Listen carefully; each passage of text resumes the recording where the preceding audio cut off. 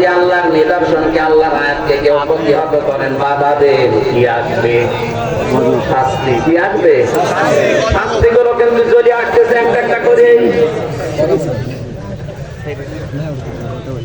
দ্বিতীয় নম্বরে আল্লাহ তাদেরকে সবচেয়ে বেশি ঘৃণা করেন যারা জালেম, যারা অত্যাচারী। জালেম মানে যে জিনিস যেখানে রাখা দরকার ওইটা ওই জায়গায় না রেখে অন্য জায়গায় রাখে যারা, তারাই আল্লাহর দৃষ্টিতে জালেম। আপনি যে কোনো ধর্মের হন, আপনি সত্যি করে মন থেকে বলেন তো কোরআনে কারিম আসলে থাকা দরকার সবচাইতে উপরে ভাইয়ের কাছে? আরে ভাই, উপরে তো আপনি আর রাখেন না। উপরে রাখতে গেলে রাজনীতি মনে করেন আপনি, এটা তো রাখার দরকার উপরে।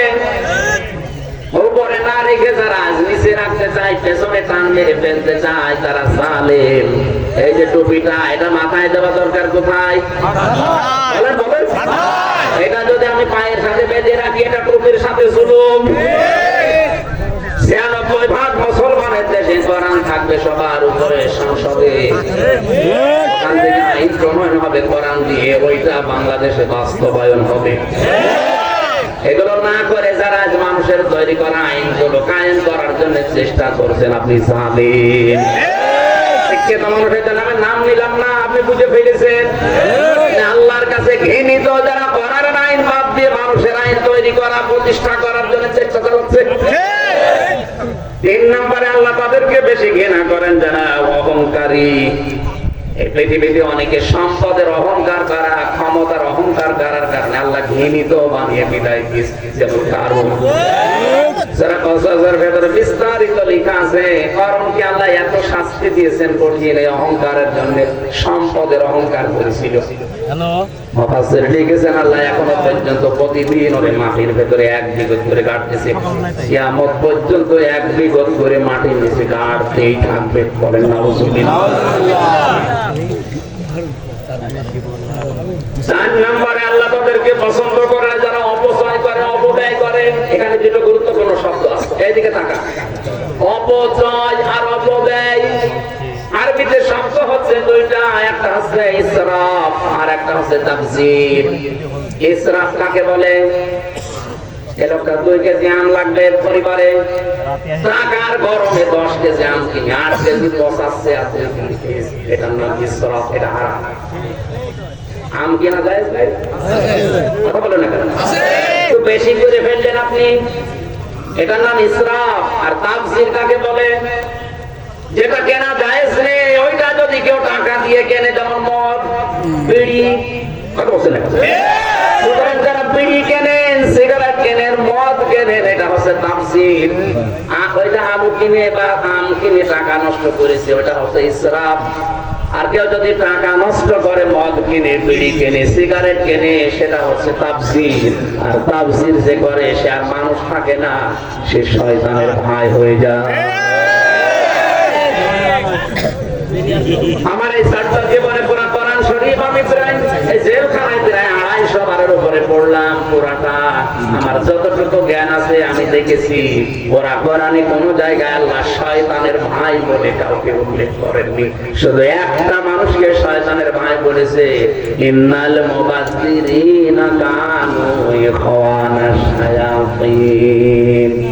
যারা অপচয় করে এরা শয়তানের ভাই, আর শয়তানের ভাই শয়তানি। কথা বলে না? তাহলে ইসরাফ আর তাসরিফ তাফসীর বুঝলেন যে বৈধ জিনিস কেনার ক্ষেত্রে বাড়াবাড়ি করা, বেশি খরচ করা, এটা ইসরাফ, এটা হারাম। আর অবৈধ জিনিস কেনার ক্ষেত্রে টাকা পয়সা খরচ করা, এটা শয়তানে ভাই। তাফসীর দুইটাই হারাম, একটা একটু বেশি খারাপ আর একটু আল্লাহর কাছে একটু কম খারাপ। দুইজনকে আল্লাহ পছন্দ করেন। 5 নম্বরে যারা আমানতের খেয়ানত করে, পাপী যারা। কোরআন জানিয়েছে কুলু ওয়াশরাবু ওয়া লা তুসরিফু, খাও পান করো কিন্তু ইসরাফ করবা না। অথচ এটা বাংলাদেশে বেশি চলছে। আমানতের খেয়ানত মানে আমরা মনে করি 10,000 টাকা দিলাম, ওই টাকা আর ফেরত দিল না, এটা আমানতের খেয়ানত করলো না। এটা তো এক প্রকার। আমানতের খেয়ানত সবচাইতে বড় ওইটা, যে চেয়ারে বসার যোগ্যতা রাখে না সে জোর করে যদি বসানো হয়, এটা আমানতের খেয়ানত। বিবেক দিয়ে বলেন যে এটা বাংলাদেশে হচ্ছে না হচ্ছে না? সবচাইতে বেশি হচ্ছে। বলতে গেলে হামজা খারাপ হয়ে যায়। আরে ভাই, আপনি তো আমানতের খেয়ানত করে বসে আছেন, আপনার যোগ্যতা আছে চেয়ারে বসার? যে সিস্টেমে বসেছেন ওই পুরাটাই তো ভেজাল বলদ। এখানে বসার কথা যার ছিল তারে আপনি বসতে দেন না, জোর করে তাহাজ্জুদের আগে কাজ করিয়ে নেন। এখানে আমাদের উচিত হচ্ছে যেখানে যেখানে যার বসা, যদি তাকে না বসিয়ে বসানো হয়, এটা খিয়ানত।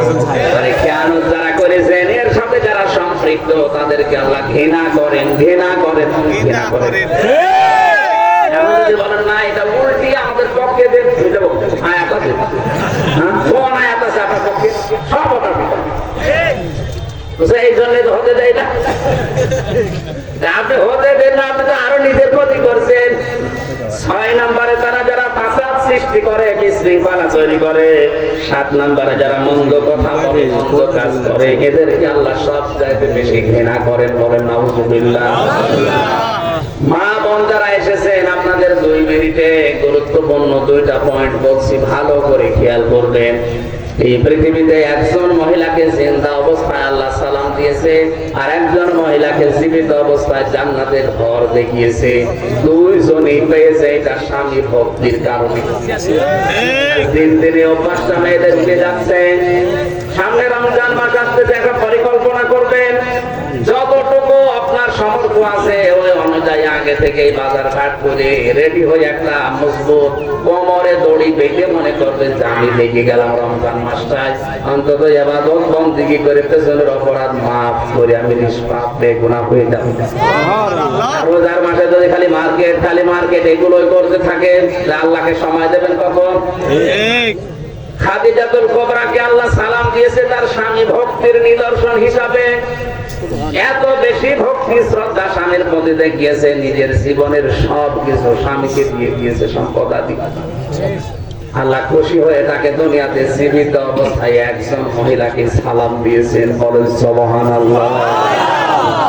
আর একজন মহিলাকে আল্লাহ শুধু সালাম না, তাকে জান্নাতের ঘর পর্যন্ত বানিয়েছেন। তার নাম আসিয়া। তিনিও স্বামীর প্রতি বরদোয়া দেননি।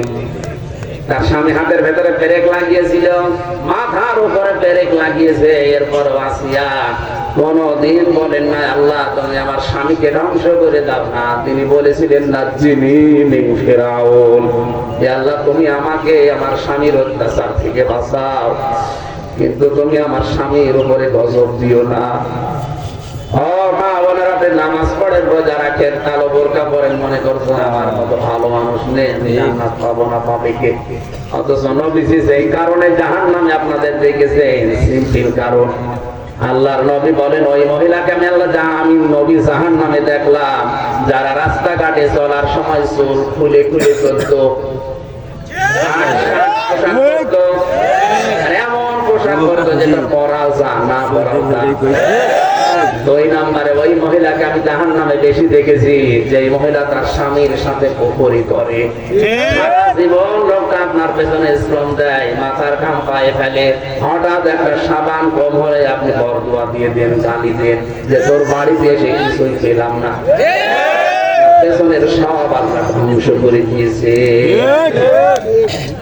আল্লাহ মেয়েদেরকে খাদিজাতুল কুবরার মতো, হযরতে আসিয়ার মতো যেন স্বামী ভক্তা হওয়ার তৌফিক দান। বলেন আমিন।